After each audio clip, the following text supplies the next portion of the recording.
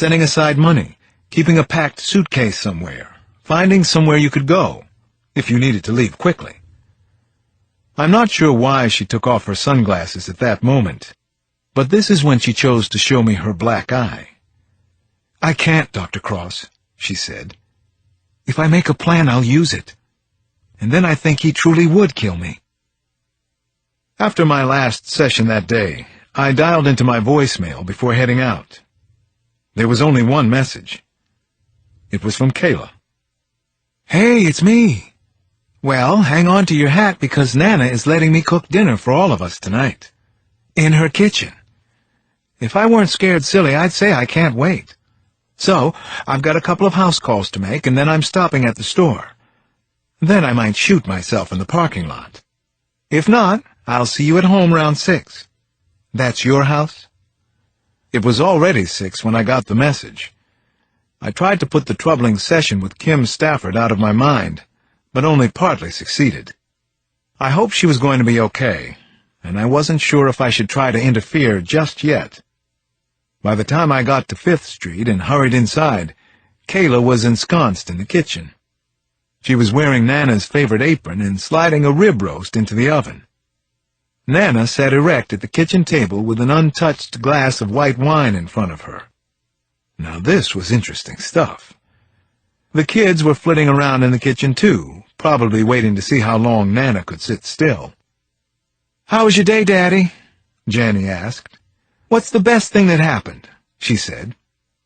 That brought a big smile from both of us. It was a question we liked to throw around the dinner table sometimes. We've been doing it for years. I thought about Kim Stafford, and then I thought about the Georgetown rape case and Nana's reaction to my working on it. Thinking about Nana brought me right back to the present, to my answer to Janny's question. "So far," I said, "this is it. Being here with you guys is the best thing." Chapter 68. Things were heating up now. The butcher hated the beach. He hated the sand, the smell of briny water, the bottleneck traffic, everything about a visit to the crummy seashore. Caitlin and the boys with their summertime trips to Cape May, they could have it, keep it, shove it. So it was business and business only that brought him to the shore, much less all the way to South Jersey. It was revenge against John Maggioni, Jr. The two of them had hated each other since Maggioni's father had permitted this Irish crazy to become his killer of choice. Then Sullivan had been ordered to take out one of Junior's buddies, and the butcher had done the job with his usual enthusiasm. He'd cut Rico Marinacci into pieces. John Maggioni, Jr. had been making himself scarce lately, no surprise there. So the butcher's plan had changed a little, for now. If he couldn't cut off the head just yet, he'd start with some other body part. The part, in this case, was named Dante Ricci. Dante was the youngest made man in the Maggioni syndicate, a personal favorite of the Don's, like a son to him. The inside joke was that John Maggioni, Jr. didn't let an associate wipe his ass without checking with Dante. Sullivan got to the shore town of Mantoloking, New Jersey, just before dusk. As he drove across Barnegat Bay, the ocean in the distance looked almost purple. Beautiful, if you like that kind of picture postcard Kodak moment thing. Sullivan rolled up his windows against the salt air. He couldn't wait to do his business, then get the hell out of here. The town itself lay on an expensive strip of land less than a mile across.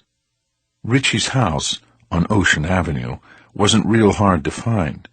He drove past the front gate, parked up the road, and walked back about 1/5 of a mile. It looked like Ricci was doing pretty well for himself. The main house was a big honking colonial, 3 stories, brown cedar shakes, all perfectly maintained, and right on the water.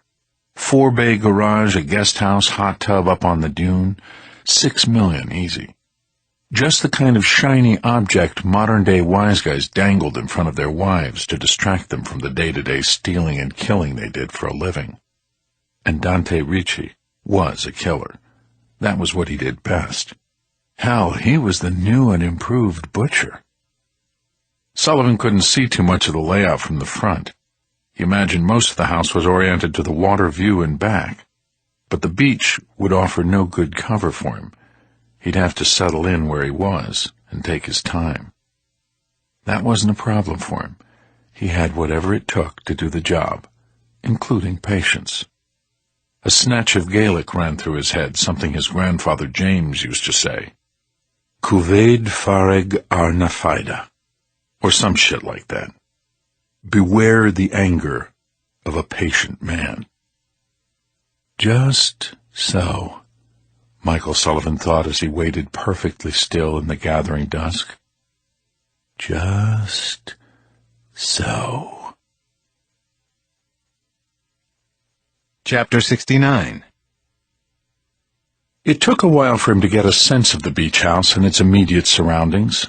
There wasn't much movement inside, but enough to see that the family was home. Dante, 2 small kids, and, at least from this distance, what looked to be the hot young wife, a nice Italian blonde. But no visitors and no bodyguards out in plain sight. Specifically, no capital F. Family. That meant any firepower in the house would be limited to whatever Dante Ricci kept on hand. Whatever he had, it probably wasn't going to stack up against the 9mm machine gun pistol Sullivan had holstered at his side, or his scalpel. Despite the chill in the air, he was perspiring under his jacket, and a patch of sweat had soaked through his T-shirt where the piece hugged his body. The ocean breeze did nothing to cool him down either. Only his patience held him in check. His professionalism, he liked to think. Traits he had no doubt inherited from his father, the original butcher, who, if nothing else, had been a patient bastard. Finally, he moved in toward the beach house. He walked past a shiny black Jaguar sitting on the blonde brick parking pad and entered into one of the open garage bays, where a white Jag made bookends with the black one. Gee, Dante, ostentatious much? It didn't take long to find something useful in the garage. The butcher picked up a short-handled sledgehammer from the workbench in the back. He hoisted it and felt its weight. Just about right. Very nice. Geez, he liked tools. Just like his old man. He'd have to swing lefty if he wanted to stay gun-ready, but his strike zone was as big as, well, a Jaguar's windshield. He shouldered the hammer, paralleled his feet, and went all Mark McGuire on the glass. A high-pitched car alarm started screaming at the first impact. Just like he wanted it to. Sullivan immediately hoofed it out to the front yard about halfway back to the main road. He stepped just out of sight, behind a mature red oak that seemed out of place here. Like him. His finger was at the pistol's trigger. But no shooting yet. Let Dante think he was some shitbag Jersey Shore burglar. That should bring him running and cursing. The front screen door flew open seconds later, smacked hard against the wall of the house. 2 sets of floodlights flared.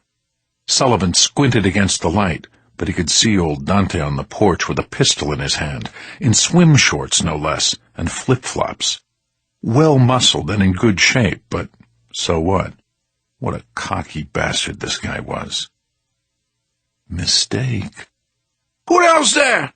Tough guy shouted into the darkness. I said, who's out there? You better start running. Sullivan smiled. This was Junior's enforcer?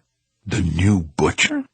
This buffed punk at his beach house in bathing trunks and plastic shoes?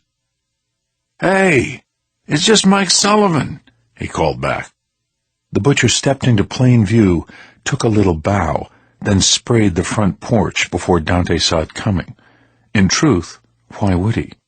Who would have the balls to come after a made man at his house? Who could be that crazy? That's just for starters, the butcher roared as half a dozen shots struck Dante Ricci in the stomach and chest. The mobster dropped to his knees, glared out at Sullivan, then fell over face first. Sullivan kept his finger on the trigger and swept the 2 Jaguars in the garage and driveway. More glass shattered. Neat lines of holes opened along the expensive chassis. That felt pretty good. When he stopped shooting, he could hear screams coming from inside the beach house. Women, children. He took out the porch floodlights with 2 quick, controlled bursts. Then he approached the house, fingering the scalpel. As soon as he got to the body, he knew that Dante Ricci was dead as some bloated mackerel washed up on the beach.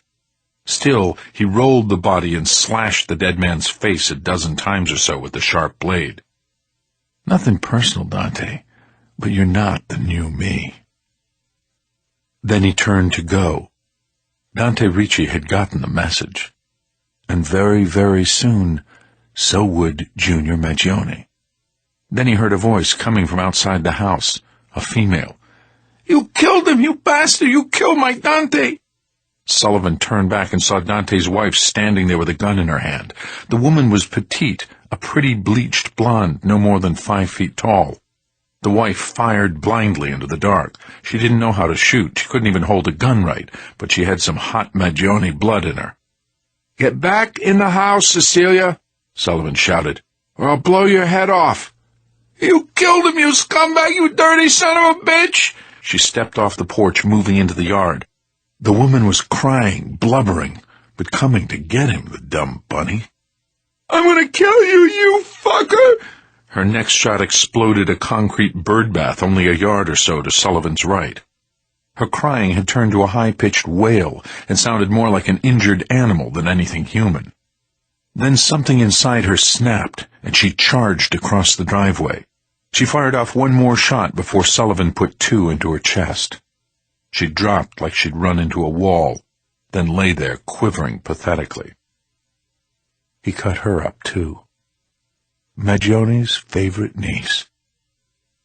Make that 2 messages. Once he got inside his car, he felt better, satisfied with himself. He even welcomed the long drive back. Riding along the turnpike, he opened the windows and cranked up the music, singing Bono's words at the top of his lungs, as if they were his own. Chapter 70. The next day would get filed under, "What the hell was I thinking?" I showed up at the 6th District Station House, where Jason Stemple was based, and I started asking around about him. I wasn't sure what I would do if I found him, but I was nervous enough for Kim Stafford that I had to try something, or thought I did. I didn't carry creds or a badge anymore, but lots of D.C. cops knew who I was, who I am. Apparently not the desk sergeant, though.